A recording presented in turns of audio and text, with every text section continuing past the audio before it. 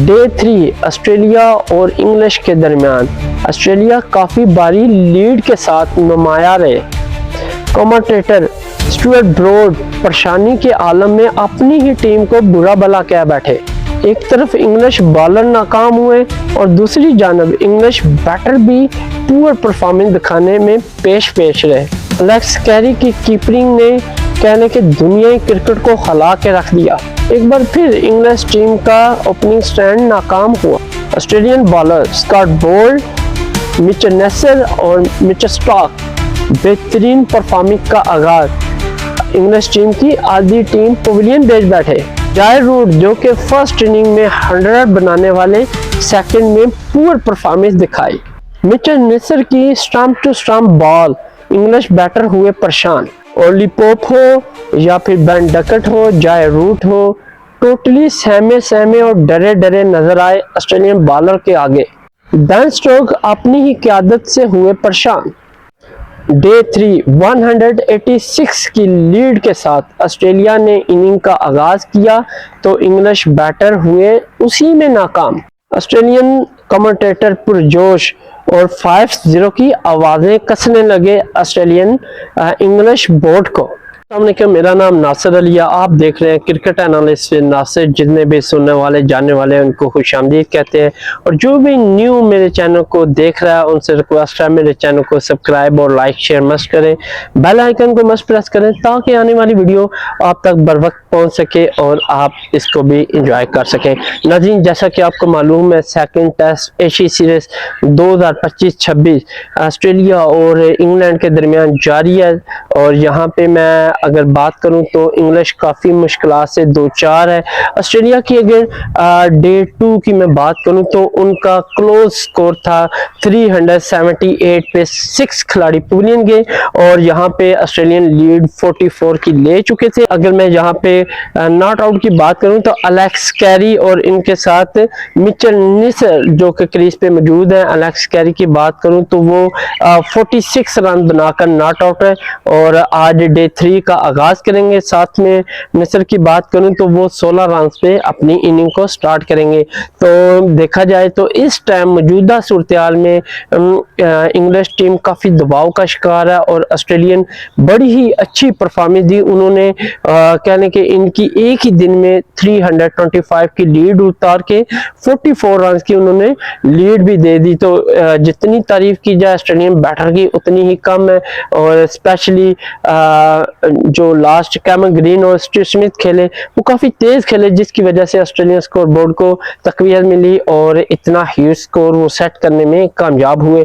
तो आज डे 3 है। डे 3 के हवाले से मैं बताऊं तो एलेक्स कैरी और मिचेल नेसर ने अपनी इनिंग का आगाज किया और यहाँ पे इन दोनों के दरमियान बड़ी ही शानदार पार्टनरशिप लगी। इन दोनों ने 54 रन की पार्टनरशिप लगाई और चारों निशाने चित किए।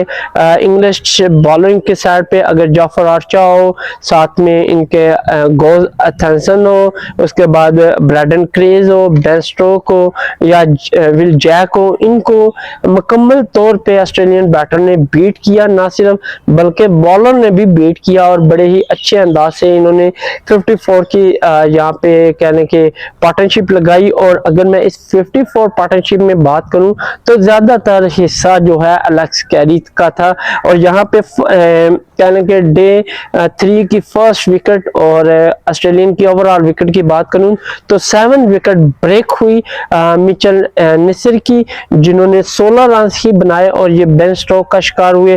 383 पे 7 खिलाड़ी ऑस्ट्रेलिया के पवेलियन गए। उसके बाद एलेक्स कैरी और मिचेल स्टार्क के दरमियान पार्टनरशिप का आगाज हुआ और इन दोनों के दरमियान 33 रन की पार्टनरशिप हुई और एक बार फिर एलेक्स कैरी 50 बनाने में कामयाब हुए। इन्होंने शानदार इनिंग का मुजाहरा किया, 63 रन बनाए और अपनी टीम का स्कोर बोर्ड 400 प्लस तक लेके गए। यहाँ पे मिचेल स्टार्क की बात करूं तो वो भी इनके साथ पूरा पार्टिसिपेट कर रहे थे और ऐसा लग रहा था इंग्लिश बॉलर जो हैं वो बिल्कुल थके हारे से वो बस बॉल करके तो अपना टाइम पास कर रहे थे, बिल्कुल स्ट्रेटजी जीरो थी। और यहाँ पे टोटली जो मार्क्स देने चाहिए वो है ऑस्ट्रेलियन साइड, क्योंकि ऑस्ट्रेलियन साइड में मिचेल स्टार्क ना सिर्फ बॉलिंग में जोर दिखा रहा बल्कि उसने शानदार बैटिंग करके भी इंग्लिश साइड को बताया कि मैं बॉलिंग के साथ साथ बैटिंग भी करता हूं। और बॉलिंग की जो टीम लीडरशिप है जैसे पैट कॉमन, हेजवुड और शान एबट, नथन लाइन, ये सारे बाहर हैं और अकेले मिचेल स्टार्क एक अच्छी परफॉर्मेंस के साथ नंबर फर्स्ट पे है। तो यहाँ पे अगर एलेक्स कैरी की बात करूं तो 460 पे 8 खिलाड़ी ऑस्ट्रेलियन के पवेलियन गए और एलेक्स कैरी गोज अथेंसन का शिकार हुए।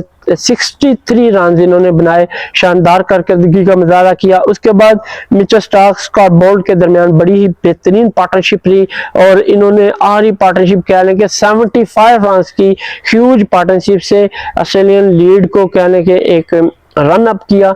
और इससे नजर आ रहा था कि अगर यहाँ पे मैं कहने के इन दोनों के मार्क्स या एवरेज निकालूं कि कौन सी टीम अप है तो ऑस्ट्रेलियन 85% पे जा पहुंची क्योंकि ऑस्ट्रेलियन एक अच्छी लीड के साथ नुमाया था। अगर इंग्लिश उसको उतारने में नाकाम हुई तो फिर इंग्लिश को लेने के देने पड़ जाने हैं। तो यहाँ पे मिचेल स्टार्क की मैं बात करूं तो उन्होंने 77 रन बना के अपनी इनिंग बेहतरीन अंदाज से फिनिश की और यहाँ पे ब्रैडन क्रेज का ये शिकार हुए हैं और 491 पे 9 खिलाड़ी ऑस्ट्रेलियन के पवेलियन गए। उसके बाद ब्रैडन डकट और साथ में स्कॉट बोल्ट के दरमियान पार्टनरशिप का आगाज हुआ और इन दोनों ने इनिंग को 511 तक पहुंचाया। और यहाँ पे ब्रैडन डकट जो कि 30 रन बनाकर विल जैक का शिकार हुए और यूं विल जैक इस इनिंग में फर्स्ट विकेट हासिल करने में कामयाब हुए। अगर बात करूं स्कॉट बोल्ट 21 रन के साथ नॉट आउट थे। तो यू ऑस्ट्रेलिया का 511 पे आर टीम फर्स्ट इनिंग पवेलियन गई। और ओवर की बात करूं तो इन्होंने फर्स्ट इनिंग के ओवर 170.3 ओवर खेले और इंग्लिश टीम की साइड से बात करूं तो एक्स्ट्रा उन्होंने 22 रन दिया और Brydon Carse top wicket taker है, 4 विकेट उन्होंने हासिल की इस फर्स्ट इनिंग में। साथ में बेन स्टोक्स 3 खिलाड़ियों को आउट करने में कामयाब हुआ, गोज अथेंसे 1, उसके बाद जॉफर आर्चर 1, विल जैक्स भी 1 खिलाड़ी को आउट करने में कामयाब हुआ। उसके बाद अगर ऑस्ट्रेलियन साइड पार्टनरशिप की बात करूं डे 3 की तो एलेक्स कैरी और साथ में ने सिर्फ 54 रन की पार्टनरशिप दे सके। उसके बाद एलेक्स कैरी, मिचेल स्टार्क 33 और स्टार्क बोल्ट और मिचेल स्टार्क 75 रन के साथ नुमाया पार्टनरशिप दी। और यूं ऑस्ट्रेलियन लीड की मैं बात करूं तो उन्होंने 186 रन की लीड दी है इंग्लिश टीम को और इंग्लिश जब तक इसको उतारेगी तो डेफिनेटली उनके 3-4 खिलाड़ी लाजमी पवेलियन जाएंगे। अगर ऑस्ट्रेलियन बॉलर ने कोई बड़ा ब्रेक थ्रू ना दिया तो कहने के ये मेरा नहीं ख्याल कि ये लीड भी उतार सके। और यहाँ पे सेकंड इनिंग में स्कॉट बोल्ट हो गए, मिचेल स्टार्क हो गए, ये बड़ी ही अच्छी बॉलिंग करते हैं और विकेटें लेने की सलाहियत हासिल रखते हैं। तो इंग्लिश टीम ने अपनी इनिंग सेकंड इनिंग का आगाज किया और 186 लीड के ताकत में उन्होंने इनिंग का आगाज किया। तो ओपनिंग स्टैंड जैक कॉर्ली और बेन डकट के दरमियान पार्टनरशिप का आगाज हुआ और इन दोनों ने अपनी पार्टनरशिप को आगे की तरफ बढ़ाया, बड़े मुतात अंदाज से खेला और मुझे ऐसा लग रहा था कि ये दोनों लीड को काफी कम करने की कोशिश कर रहे हैं। और एक तरफ थोड़ा डकट की मैं बात करूं तो वो काफी सहमे से खेल रहे थे, वैसी क्रिकेट नहीं खेल रहे थे जैसे वो दीगर कंट्री के खिलाफ खेल रहे थे। यहाँ पे टोटली पता चल रहा था कि ऑस्ट्रेलिया ने प्रेशर बिल्ड किया हुआ है अपना इंग्लिश टीम के ऊपर और इनके जो बॉलर हैं जैसे स्कॉट बोल्ट हो गए, मिचेल स्टार्क हो गए, कैम ग्रीन, मिचेल मिचेल और साथ में इनके कहने के अपना ब्रैडन डकट, इन्होंने काफी प्रेशर बिल्ड किया था जिसकी वजह से इंग्लिश टीम काफी दबाव का शिकार मुझे डे 3 में नजर आई। यहाँ पे फर्स्ट विकेट ब्रेक थ्रू की बात करूं तो ऑस्ट्रेलियन साइड स्कॉट बोल्ट ने इस बार फर्स्ट विकेट ली और 48 रन पे इंग्लिश टीम का पहला खिलाड़ी पवेलियन गया। अगर बात करूं तो बेन डकट एक बार फिर नाकाम हुए, 15 रन की उन्होंने इनिंग खेली। उसके बाद जैक कॉर्ली और ओली पॉप के दरमियान पार्टनरशिप का आगाज हुआ तो इन दोनों के दरमियान भी जस्ट 42 रन की ही पार्टनरशिप लगी और एक बार फिर ओली पोप 26 रन बनाकर मिचेल नेसर का शिकार हुए। और ऐसा कि मिचेल नेसर बिल्कुल ही स्टंप टू स्टंप बॉलिंग कर रहे थे और बिल्कुल भी खिलाड़ी को मौका नहीं दे रहे थे कि क्रीज से बाहर निकल के वो उनको खेले।